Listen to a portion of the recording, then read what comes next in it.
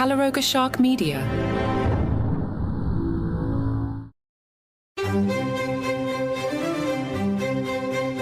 Hi and welcome to Palace Intrigue. I am your host, Mark Francis. Us Weekly gave Meghan the cover story for which we're thankful on a holiday weekend with the headline, On Her Own Terms. They write, once upon a time, Meghan Markle was a TV actress who worked on a successful show and ran a popular lifestyle blog called The Tig on the Side.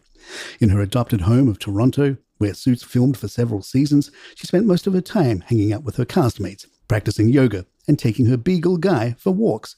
Then she met Prince Harry.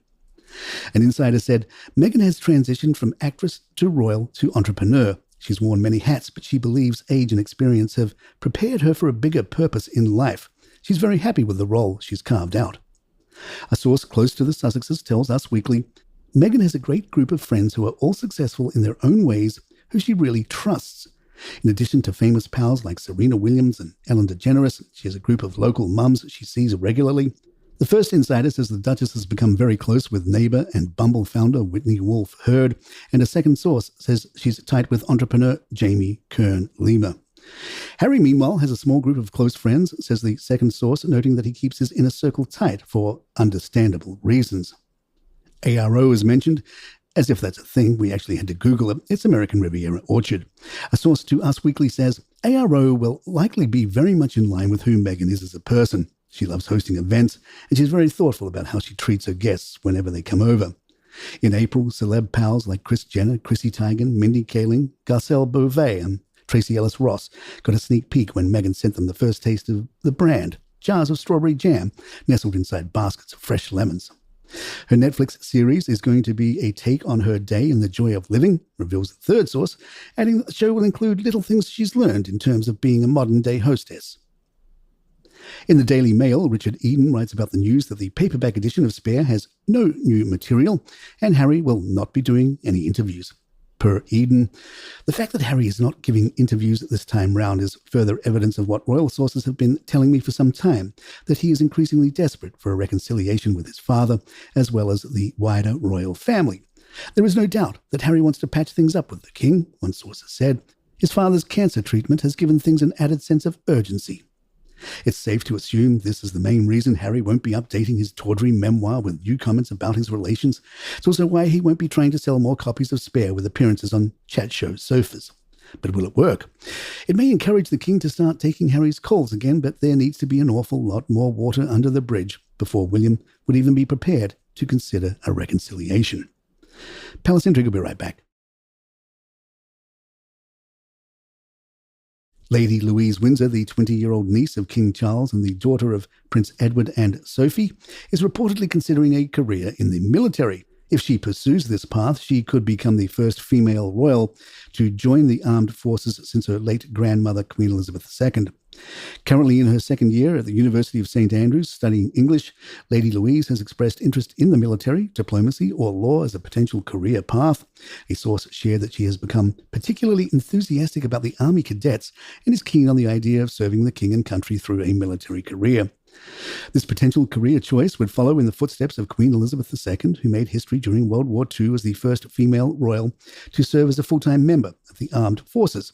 The late Queen joined the Auxiliary Territorial Service as junior commander, despite initial resistance from her father, King George VI, who believed that her royal duties should take precedence. In his book, Elizabeth, An Intimate Portrait, royal expert Giles Brandreth reveals that Queen Elizabeth was aware her time was nearing its end in the final months of her life. This insight was provided by Dr. Ian Greenshields, the moderator of the Church of Scotland, who spent time with the Queen at Balmoral shortly before her passing. According to Dr. Greenshields, the Queen accepted her fate with grace, saying that her faith was central to her life and that she had no regrets. Queen Elizabeth II, known for her deep Christian faith, took her role as Supreme Governor of the Church of England very seriously. Her devotion to her faith was evident throughout her life, often referenced in her speeches and public addresses. Kenneth Mackenzie, the chaplain of Balmoral, noted the Queen rarely missed church services, underlining the importance of her faith even in her later years. Brandreth also shared in his book that he had heard rumors suggesting the Queen may have been suffering from myeloma, a type of bone marrow cancer. This would have explained her increasing tiredness, weight loss, and the mobility issues she experienced during the last year of her life. Myeloma, which often affects the elderly, commonly causes bone pain, particularly in the pelvis and lower back. As the final weekend of summer winds down, it will soon be time to take out swimming indoors. Buckingham Palace, known worldwide for its grandeur, holds many secrets within its walls, one of the more surprising being a small and rather basic swimming pool. According to Alyssa Anderson, the late Queen Elizabeth II's former press secretary, the pool, commissioned by King George VI in 1938, is both cold and modest in size. Despite its unassuming nature, the pool has played a role in royal life, particularly for the younger members of the family. Princess Diana famously used the pool, and it is believed that Princes William and Harry learned to swim there. Royal staff could also use the pool when it wasn't occupied by the family, along with other amenities like the tennis courts. However, the pool's simplicity contrasts with the palace's opulent surroundings, and it reportedly wasn't a favorite of the late Queen Elizabeth II, who rarely used it. Over the years, the pool has been a private retreat for various royals, including the current King Charles III during his childhood. However, Charles, known for his environmental advocacy, has recently had the pool's heating reduced to conserve energy, making it even colder. In addition to the pool, Buckingham Palace boasts other luxuries like a private cinema used by staff, a dedicated post office run by Royal Mail, and even a personal ATM tucked away in the basement. These lesser-known features contribute to the palace's unique blend of historical significance and modern convenience. And with the summer holidays ending, Kate and William are catching grief for how much time they take off. In a recent episode of the Royal Roundup, royal commentator Russell Palmer noted that while William and Kate may have been working behind the scenes, they have taken significant time off, particularly to spend with their 3 children. Royal expert Richard Fitzwilliams also commented on the situation, suggesting that the couple might face pressure to increase their number of official engagements. He pointed out that it's uncommon for both parents in a family to have 12 or 13 weeks off during their children's school breaks, which might draw some scrutiny despite the general goodwill towards them. In contrast, Princess Anne, the Princess Royal, continues to be the most active member of the royal family, completing 214 engagements in 2022.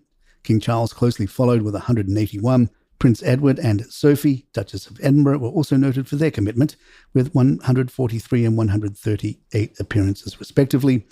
The disparity in workload between William and Kate and the rest of the royal family has led to some speculation they may have to step up their public duties in the near future.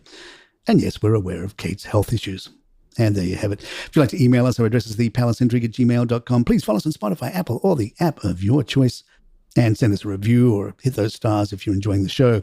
I'm Mark Francis. My thanks to John McDermott. This is Palace Intrigue and good times.